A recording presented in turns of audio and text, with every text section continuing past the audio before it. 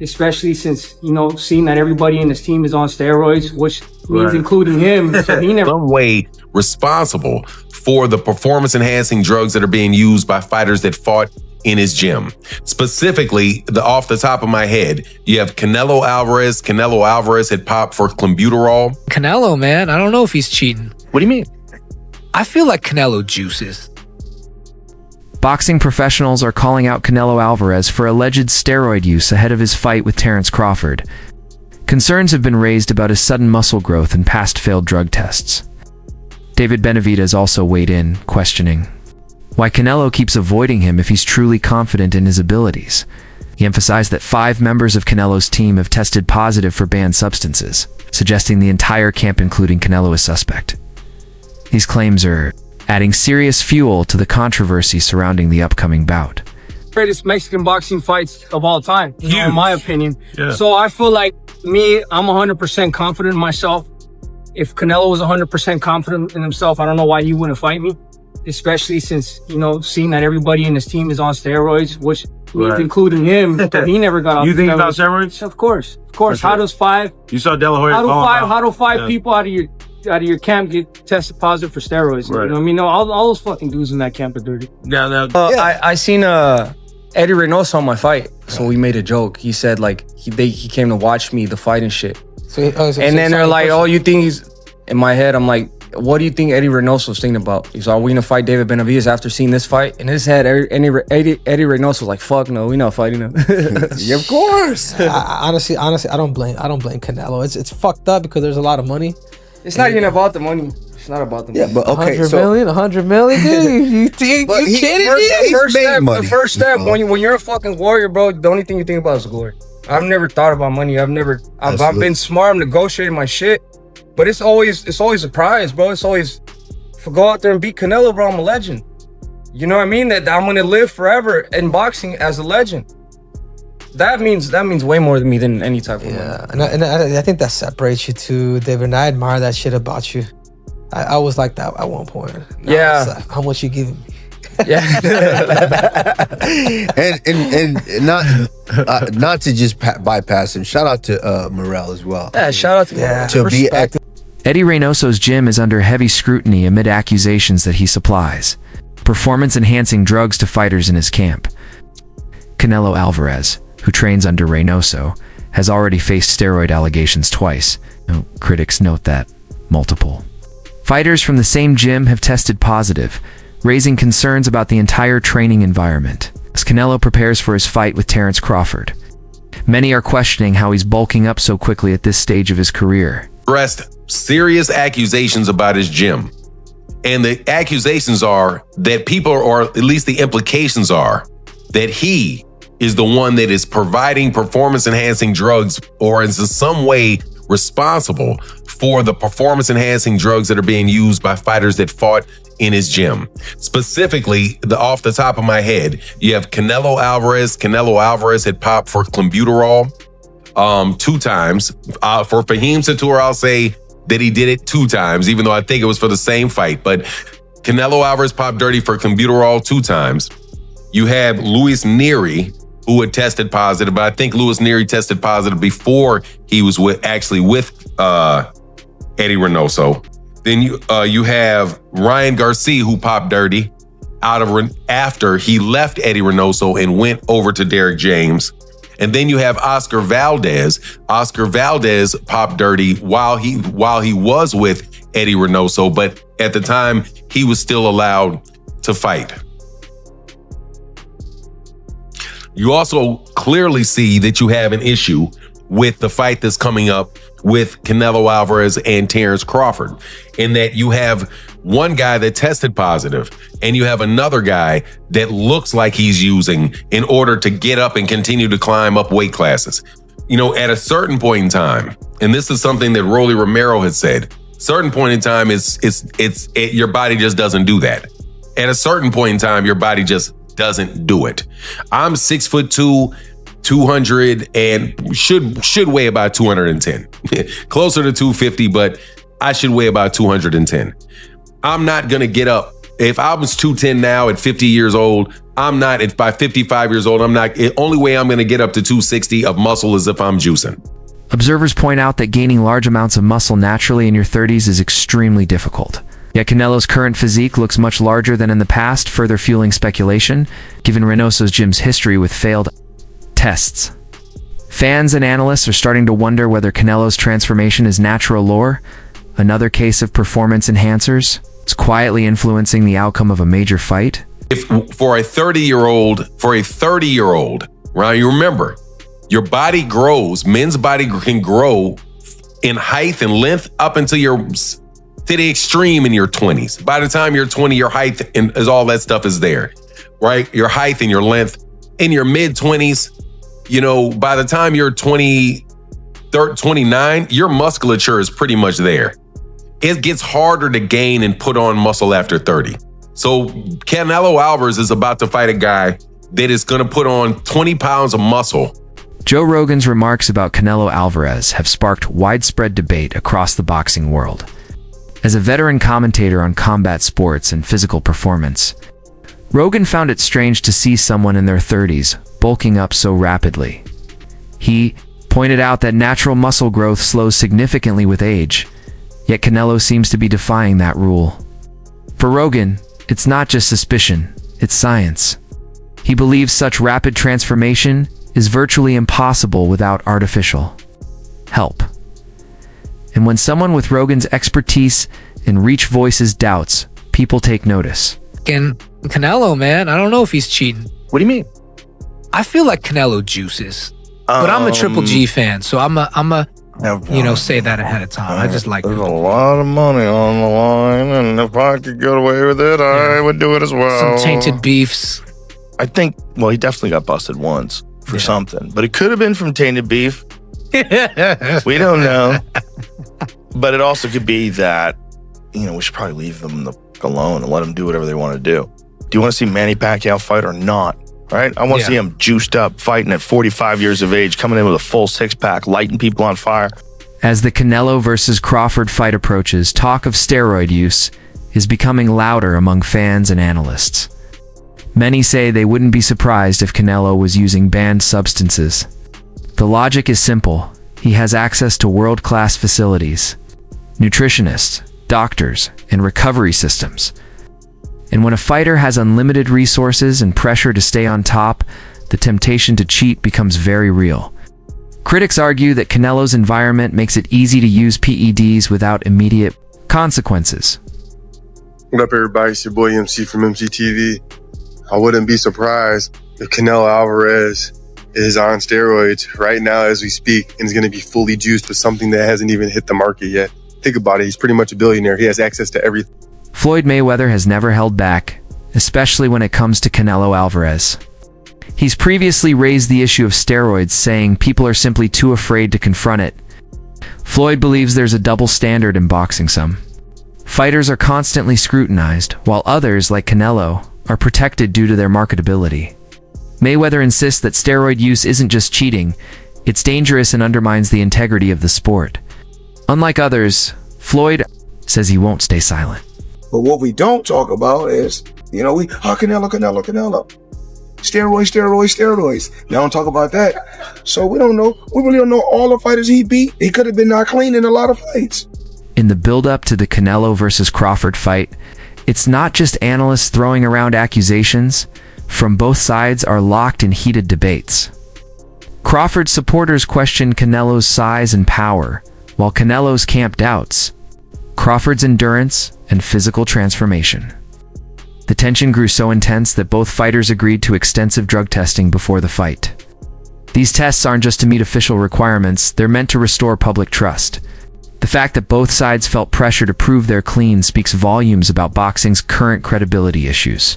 Canelo and Crawford are strictly and consistently doing random VADA testing in order to silence each other's fanbase and their critics ahead of their showdown this September. Now, despite this being a normal thing, the gravity of this fight brings in more attention to their test results, partly due to the fact that suspicion regarding both men have been up as of lately. Namely, Crawford's sudden bulk and jump to 168 and his close relationship with Snack and Victor Conti, and of course the recent PED scandals being associated with Team Canelo, as well as him once testing positive for clenbuterol 7 years ago due to contaminated meat. With that said, both men have been doing random testing since June and will undergo strict and consistent random tests up until they finally meet next month. Now it's worth remembering that despite all the recent allegations for Canelo and Crawford, both fighters have been consistent.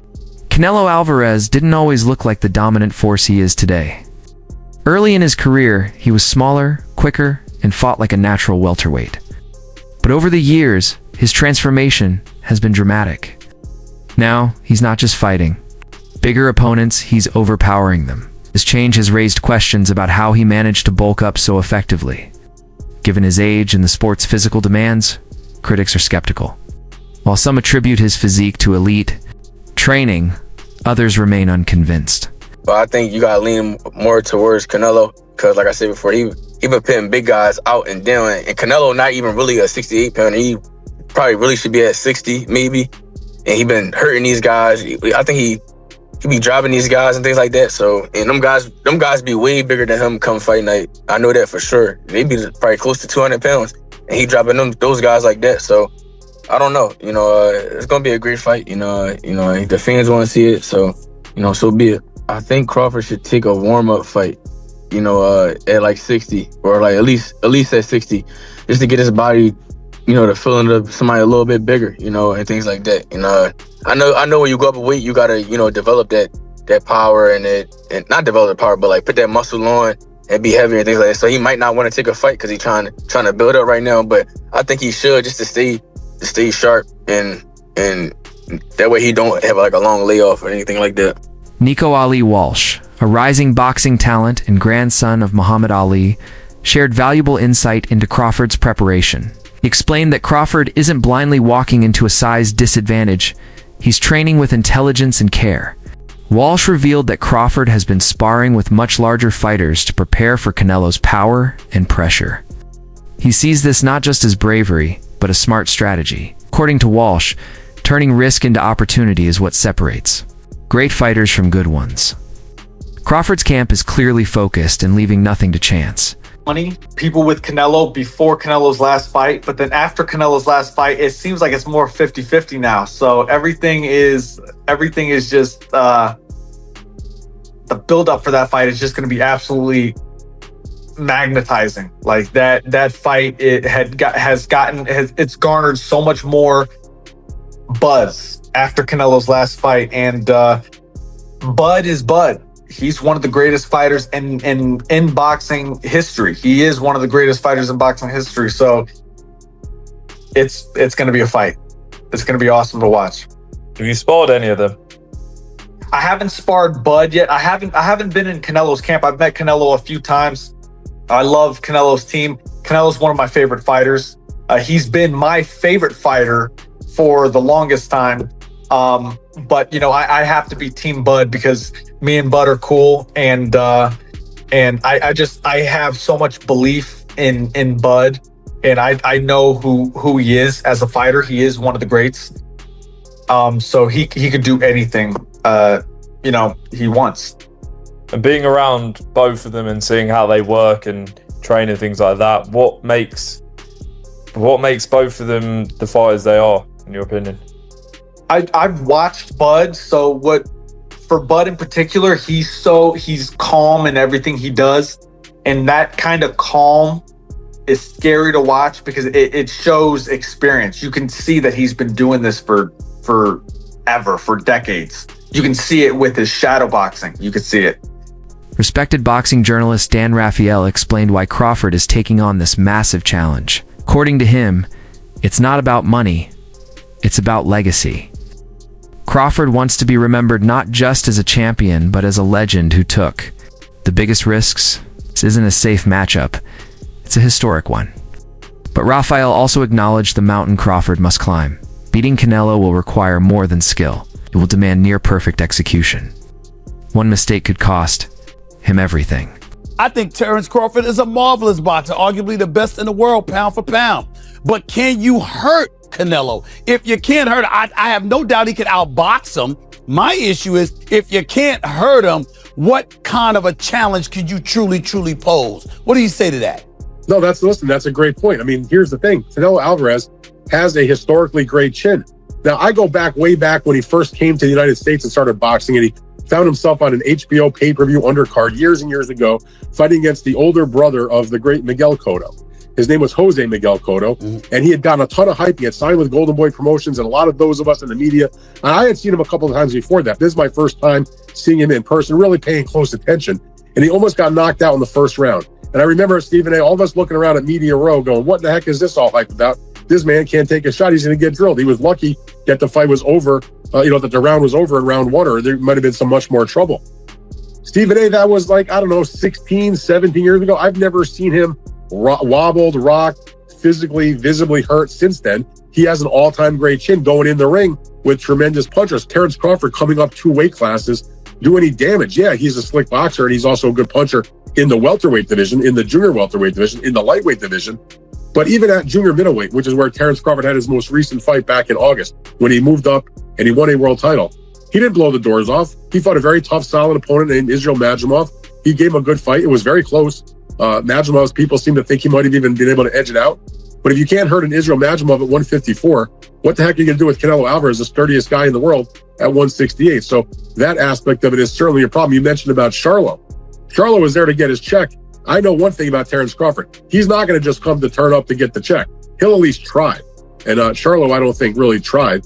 What makes Terence Crawford special is his ability to dominate a fight without relying on brute strength. He breaks opponents down with intelligence, timing, and precision. Whether fighting orthodox or southpaw, he controls the pace and forces others to adapt.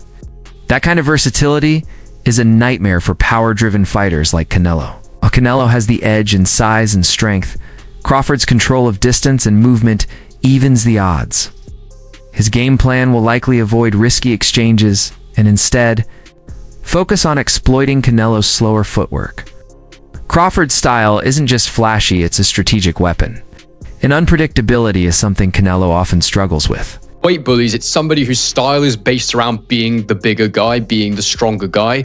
But Crawford is a very cerebral, very technical boxer, and I think that's why I'd never really considered this before. But also, I didn't actually realize until I sat down properly and thought about this, just how much weight Crawford has been piling on when he gets into the ring after the weigh-in. And look, these are not numbers that are out of the ordinary, but he's obviously cutting himself down so much in camp from whatever his walking around weight is. And it must be muscle that he's taking off. And perhaps that's why he's only fighting once a year, because there will be some fat, of course there will be, but the dude is not overweight. The dude still looks pretty ripped from what I've seen when he's not in training camp. However, there's not that many photos of him with his top off when he's not actually in training camp. So it's really hard to tell what his body composition is when he's walking around at these big weights. But the fact is, his fight night weight was 169 let's just call it 170 pounds, which is huge, absolutely huge for a 154 pounder. Especially, it's just shocked me that he's come up from 135 and now he's still putting on that much weight. He's rehydrating that much at 154. And indeed, to bring us even closer to the modern day, the thing that was posted, and again, this is the second time we've seen this, is why I'm kind of thinking there's a bit of a theme here with Crawford posting his weight when he's not actually in full training camp. On February the 9th, 2025, he posted an Instagram story and he showed himself weighing 186 pounds on a gym scale. Now, that's so much bigger than I imagined Crawford would be. I never thought this guy would walk around at 186 pounds. Which for anyone who needs the conversion is just over 84 kilograms. And now look, it's not an unthinkable weight for someone, but for someone who has fought as low as Crawford has, who is generally as lean and as in shape as Crawford is, that's a lot of weight. Marcus Brown, who has trained closely with Crawford, completely dismissed the idea that Crawford is intimidated by Canelo's size or strength. Brown explained that Crawford has been sparring with much larger fighters for years, some of them built like heavyweights and handles the pressure well. This experience gives Crawford a confidence that most fans don't see. Brown added that even in tough sparring, Crawford never looks panicked. He stays calm, focused, and tactical. Mental toughness, combined with preparation, might be the key to surviving Canelo's power. Crawford. Typically fighters, they don't want to say who they want to go for because, they don't want to be biased. Yeah. And much respect to Canelo, but I'm going Bud. Is there a particular reason why? Like, you're a guy that's moved up in weight, so you know exactly what it feels like to get hit by these bigger guys. Is that something that's gonna play in the back of his head? Like, of course, gotta watch out. It is, but it's not. Because at the end of the day, it's not like he just been in there, got in there with somebody bigger than him. He's always probably been sparring with bigger guys. You know what I'm saying? It's that boxing IQ, which William Skull didn't put up no fight, but he showed somewhat of a blueprint to get this guy, in a space where he's confused. Yeah. And he can't touch his target that's in front of him. Yeah. You know what I'm saying?